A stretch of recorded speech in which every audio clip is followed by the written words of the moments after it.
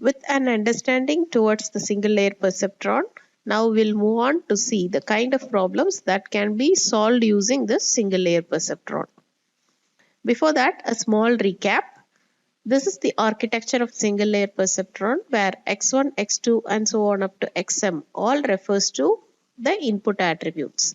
And there are m attributes in your data set, and every time when the values of instances is being taken, the input values will be passed on to this architecture.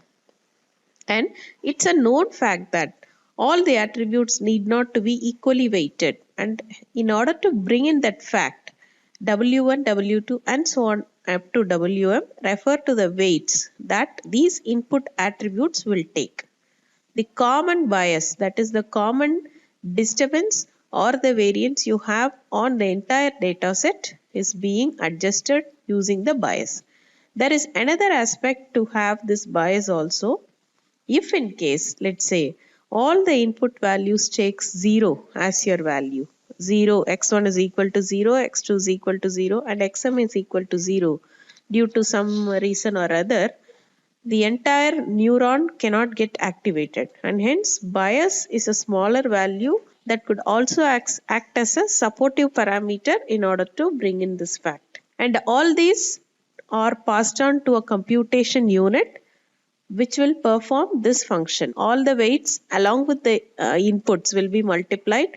Together it will be summated, and with that the bias will get added, and the result will be passed on to an activation function which is represented by f of x. So there are a lot of activation functions, the simple being the comparison of the output to 0. When it is less than 0, you can assign that to one class label. When it is greater than or equal to 0, you can assign it to other class label. So this is the general architecture of a single layer perceptron. It will take the inputs, assign the weights randomly, try to modify the weights according to the type of output it get, and it process. Now let us move on to understand the different kinds of problems that the single layer perceptron can handle. Let us first see an example with the traditional gates that we have, logic gates.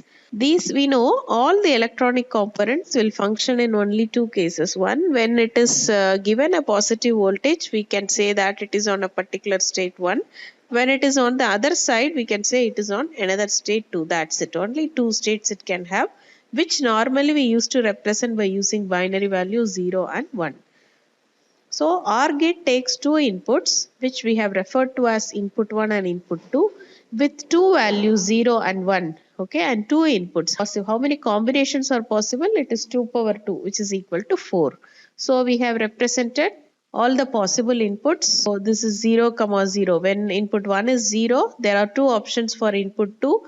Either it could be 0 or it could be 1.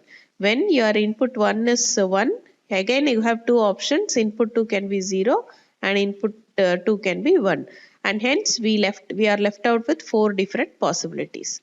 And what is the output of OR gate? It is nothing but an adder circuit, and hence 0 plus 0 0, 0 plus 1 it is 1, 1 plus 0 1, 1 plus 1 it is 1. Okay, so the carry, you may wonder where the carry bit went on. We are not taking that into consideration, and hence 1 plus 1 is equal to 1, avoiding the carry, and hence it could be assumed as an adder circuit also, right? So now, having plotted this onto the graph, now this is the graph we have got. Okay, so this point corresponds to 0, 0, this corresponds to 0, 1, and this corresponds to 1, 0, and this corresponds to 1, 1. Okay.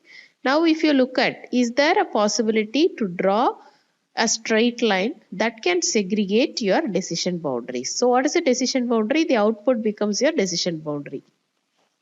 So you need to have 0 as your output. When your input is 0, both your inputs are 0. That's it.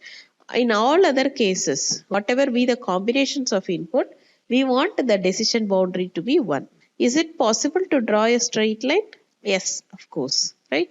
So if we draw a straight line of this kind, below this straight line you always can say that 0 is the output, and above this straight line we can say that 1 is your output. When there is a possibility to draw a straight line, we say it comes under linear regression technology, and hence it is possible to solve this using your single layer perceptron. Now coming to the next gate, okay, so AND gate, which we assume it to be a multiplier circuit. Again, the inputs are same. You have 4 combinations of input: input 1, input 2, and then the second instance, third instance, and then the fourth instance. Now coming to the output, since it is a multiplier, if there exists a 0, you get a 0. So only the last combination has 1 and 1 as your input, and hence 1 is your output. If this is the output structure that we need, again we are trying to plot the graph. Now again you think of, is there a possibility to draw a decision boundary that can clearly segregate? Now when the input is 1, 1, only this point we need to take. The surface that represents this has to be as an output 1, all others has to be given as an output 0. Let's think of, yes, we can draw.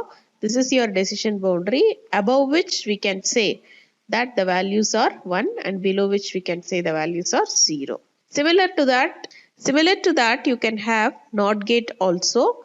NOT is just a complementary gate. So if your input is 0, output is 1. Input is 1, your output is 0.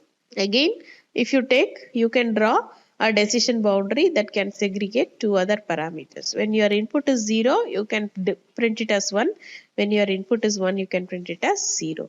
So, since in all these cases, it is possible to draw a single straight line that can segregate the output values into either of the class categories, we say there is a possibility for us to use single layer perceptron. You may get a question of why single layer is important. Looking at the components of a computer system: memory unit, control unit, and arithmetic logic unit.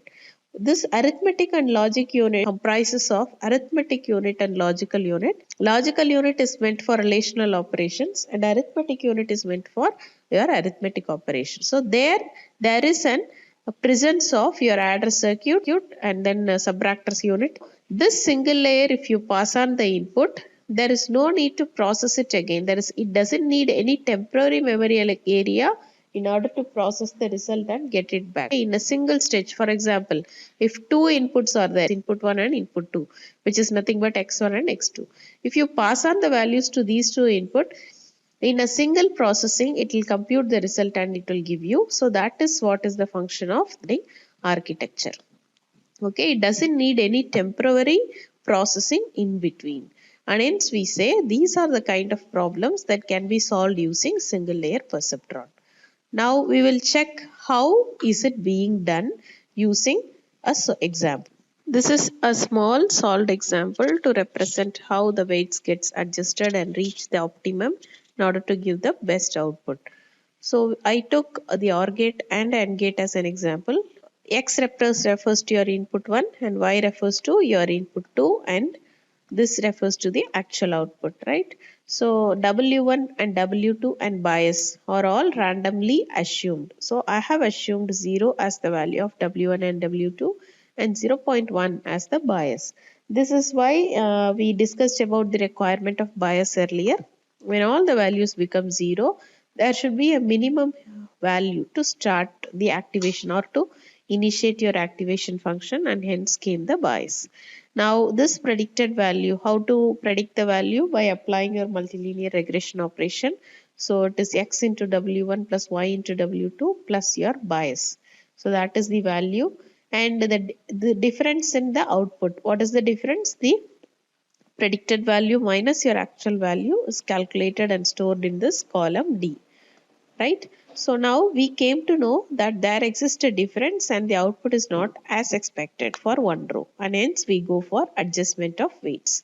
So how to adjust this weights? It is by using this formula: W is equal to old W minus the product of 3 parameters, the learning rate alpha, D is the difference in predicted and the actual output, and X is the corresponding attribute. Okay.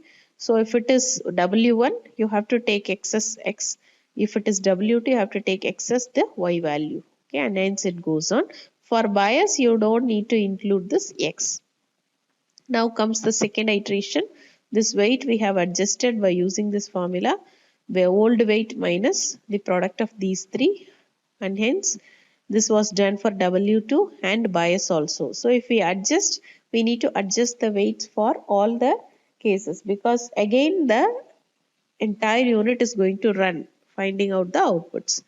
Now the case is different and we came out with 0, -1, -1, -1. As so I go back, do my third iteration, all the bias gets adjusted according to the requirement, and hence if you look at, we got the predicted value exactly as the same as your actual output.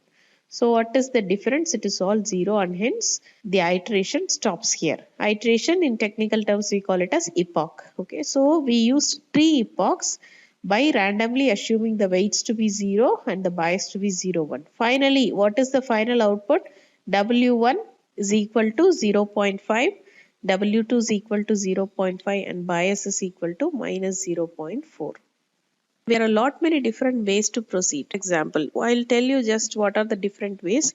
One way is we can first take the first instance alone. Identify the output. If there is a difference in output, just go change the weights there itself. And then with the new weight, go and process the second input. And if you proceed in this way, in a single epoch itself, the weights get altered so many times, and the final output is what you are getting as a weight complete with the last instance. That is one way. Or else we can segregate it into batches. If you have 1 lakh data set and if you don't want to proceed like that, we can divide it into n number of batches like 10 or 100 according to the batch size we fix, and we can go for a weight adjustment based on the end of one particular batch. Say, for a single epoch, we can retain the same weight, process, and come out with an output. And by the end of the epoch, we can decide whether to adjust the epoch or not. These are all simple variations that we can think of and we can apply. Okay. Thank you.